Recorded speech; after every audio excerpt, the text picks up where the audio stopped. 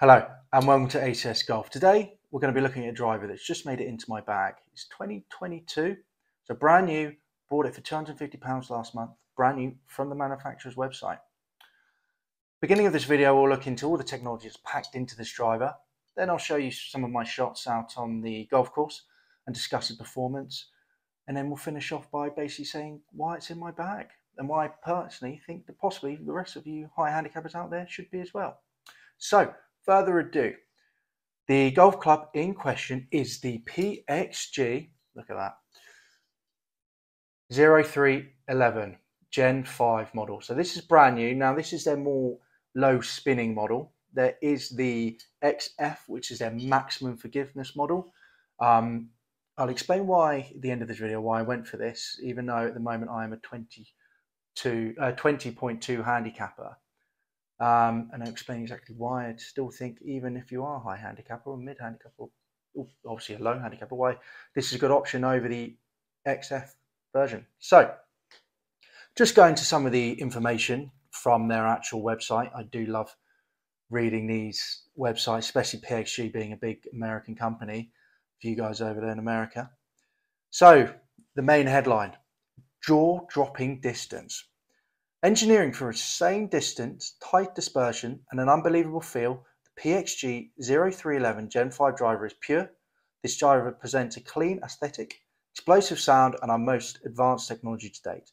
Built for golfers of various skill levels, the low spin option delivers the optimal blend of distance, speed, and forgiveness. I mean, ticks all the boxes straight off the bat, doesn't it really? I mean, that's perfect. I mean, it does all that. Fantastic. Now, going into a little bit more detail about the technology in the driver.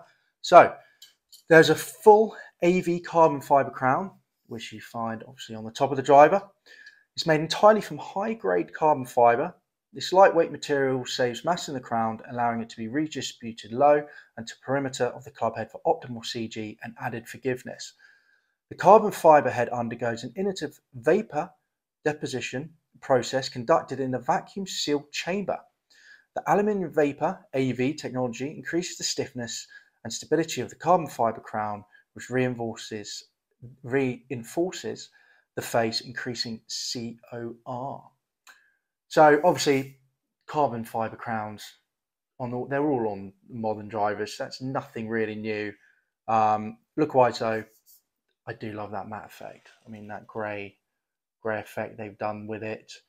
The Mizuno that was previously in my bag was actually not matte, it was gloss, and it was blinding in the sunlight. So I really do quite like that. Moving on, but again, just quickly, that's nothing new. That's in pretty much every driver out there. Now this is where you sort of get the difference between the drivers here, and supported weight structures. So with this driver, and this is the same for the XF as well, you have three weights. You have one here, right on the end of the club. You got one on the heel, and you got one on the toe. Okay?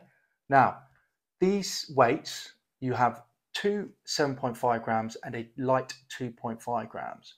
Now, you can get a set from them if you want to get heavier weights or lighter weights. It is an option. You can get a weight pack from them.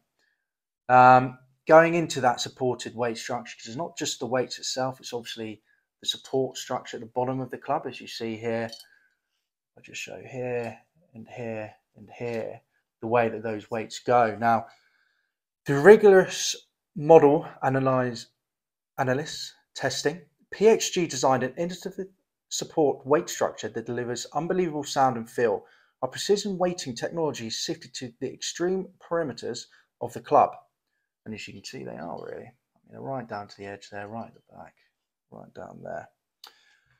Now, they say that this positioning creates a stiff, stable structure and basically generates high-frequency vibrations. Using the model analysis to study vibration, PXG determined the ideal frequency range that produces a more optimum feel and sound at impact. Okay?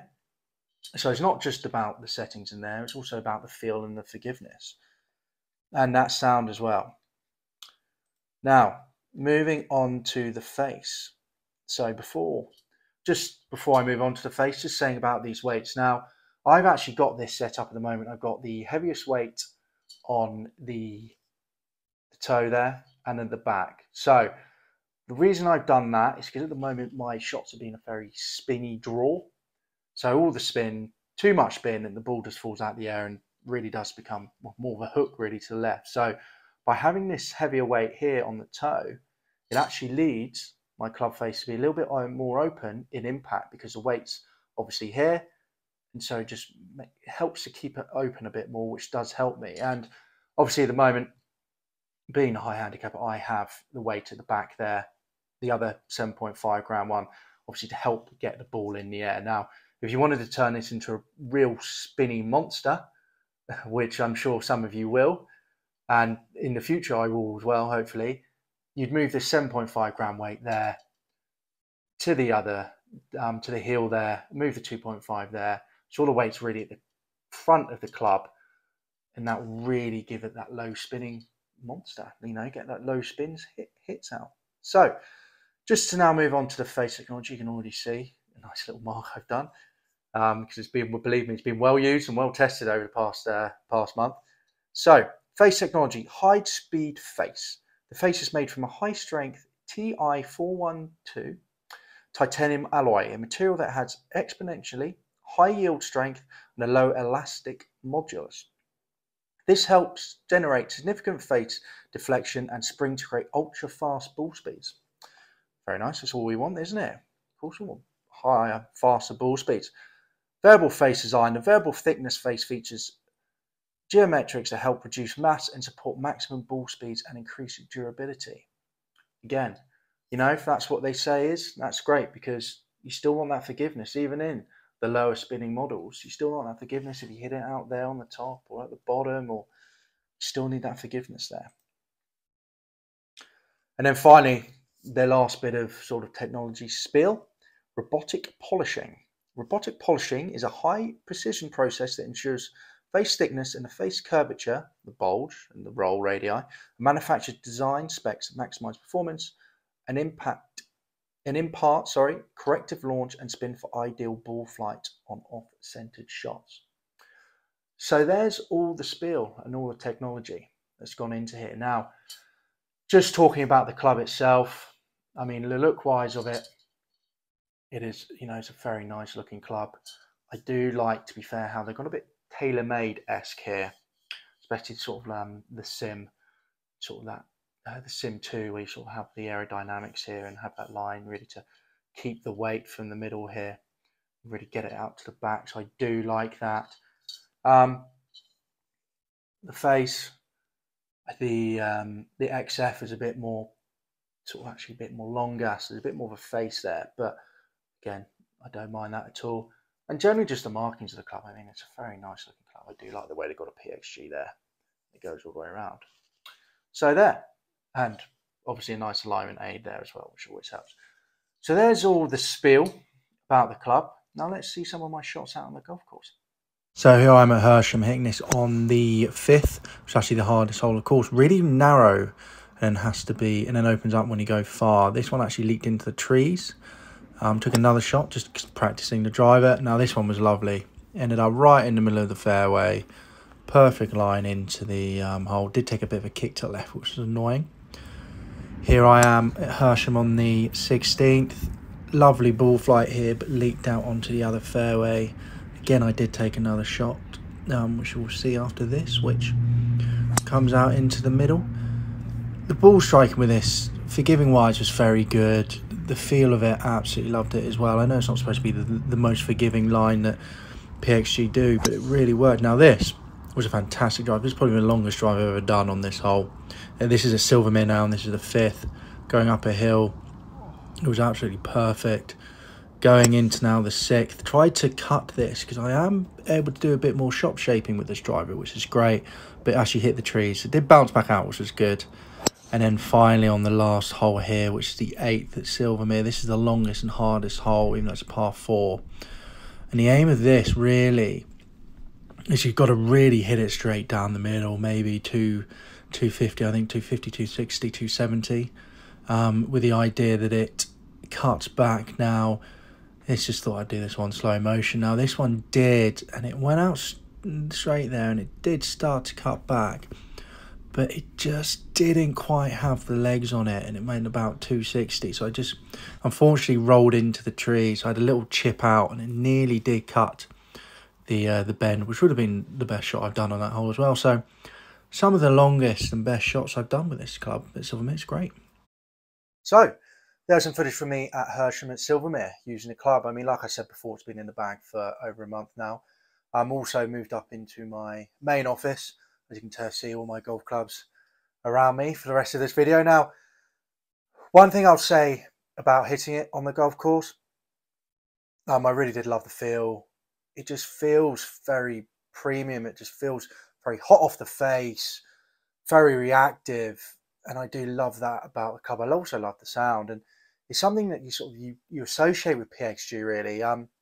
PXG itself, it's a very premium brand. Before, the clubs were extremely expensive, but now they've really brought them back into the market to be with the big boys, to be with the Callaways, the TaylorMades, the Pings, the Titleist, to sort of match them for price. And they're pumping a load of money into technology. They've got tour players as well, and it's great. I mean, just with this golf club, the grip itself is a lambkin, it's a mid-sized grip, PXG, really nice feel to it. The head cover itself, look at this, very nice head cover there. I do like the look of that. Very premium leather, I mean more premium than the Mizuno I had. I mean, it's got a nice little marker here on the back, magnet, which is quite quirky and quite a nice thing to have. Also, many times this is magnetic itself, so it does get stuck to your golf clubs, which I've lost it a few times. But again, just premium. And I mean, all the shafts you can get fitted into, they're all the premium shafts, and there's no extra cost. So, I got the Tensai here, Mitsubishi Chemical, AV Series 75, Stiff Flex, and you got all the other main ones you can think of as well in there for fittings, etc. And no extra cost. I mean, they offer fittings. So if you go through PXG and you buy this, you can have a face-to-face fitting, or you can do it over the phone, which I think is quite a nice thing. So basically tell them about your swing. You can tell them, what type of club you use at the moment, what shaft you use. And so it's quite a nice service, to be fair. And I always suggest, do go and get yourself fitted. I personally haven't, because my swing changes pretty much weekly at the moment. Only 2 years into this journey. So once it settles down a bit, I will go and get myself fitted as well. But one thing that really drew me to this, I mean, before we talk about distances, is the fact of the adjustability of it. So you do, like all modern drivers now, have an adjustable hosel. There you go. This is set as 9 degrees. I can de-loft it or loft it up by 1.5 degrees. So go to 7.5 or up to 10.5. And also you can change the lie of the club. So standard, it is a bit more draw biased. You can decrease it by up to -3 for lie, which makes it more fade bias, which for me at the moment is great, because I prefer to loft up the club, because I just, I do struggle to hit it in the air. So a little bit of loft does help. And also at the moment I have a very strong draw bias, as mentioned many a times, very spinny low ball. So by lofting it up, it also opens the club face up more, and by putting the weight to, as I mentioned before, to the heel of the club, it adds even more fade bias. So it's great. And that's one thing I didn't have the Mizuno. So the Mizuno, which I did love, please do, if you're thinking to get a new club, especially if maybe in the second-hand market, you can pick up the Mizuno STZ or the Mizuno STX, 2021 clubs. Drivers about £150, still premium shot. Mizuno is a premium brand. Very underrated clubs. Do keep an eye out on them if you, for possibly a more budget club on eBay. Top tip there, because they are fantastic. And I will miss my Mizuno, but it just didn't offer me the adjustability that this does, with the whole 3 movable weights, as I mentioned at the beginning of this video. If I'm becoming more of a slicer again, then I can obviously swap that heavy weight there to right down to the heel to help close that face up in the swing to be more draw. And one day, hopefully soon, when I really want to get a low spin and really pump this club, for miles, I can bring the heavyweight to the front and have the two heavyweights here right at the front and to really help that low spin. I mean, it's just a lot more options than I had the Mizuno, which is just one weight, which just had a toe weight there. So that's one reason. Second reason, performance. I mean, on average, so Mizuno numbers for my STX, ball speed wise in miles per hour, for everyone watching this around the world, miles per hour, that was 151 average. Total yardage in the air, so total distance traveled in the air, so total yardage carry, there we go, finally got there, was about 225, 230 on average, and then total distance probably about 260. Now with this, my ball speed is up to average 155. So there you go, 4 miles an hour ball speed, great.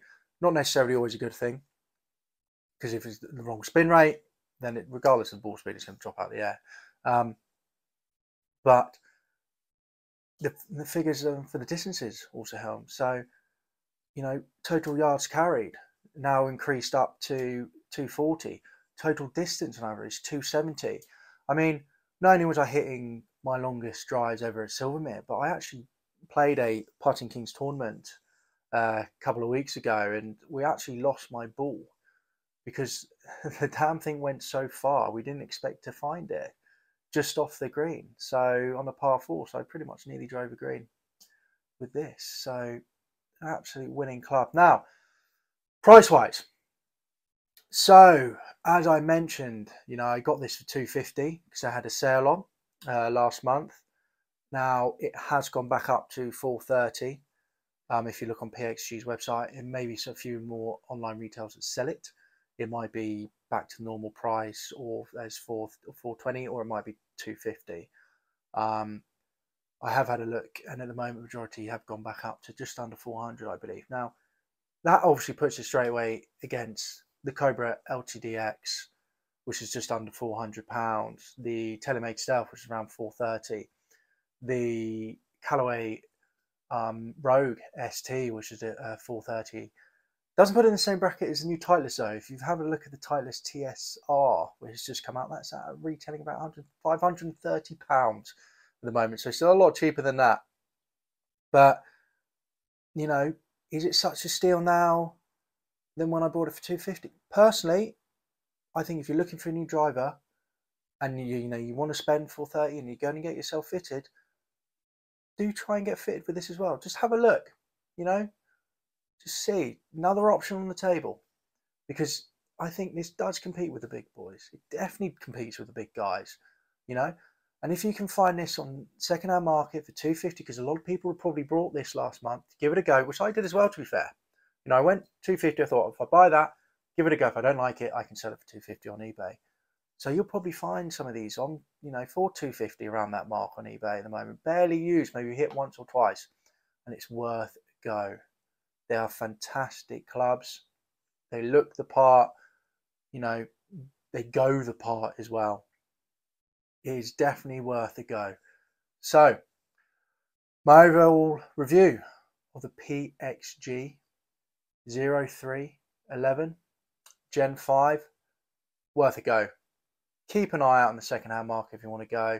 If you're going to get fitted, then definitely give this a go as well, along with the Callaways and the TaylorMades. But also keep an eye on PXG's website. Might have to do a Christmas sale again. They might do a sale over Christmas, sorry. And then there you go. You're going to have a fitting for free and get yourself a brand new 2022 driver, just as I have. So yeah. So thank you. I hope you enjoyed the video, and catch you next week. Bye-bye.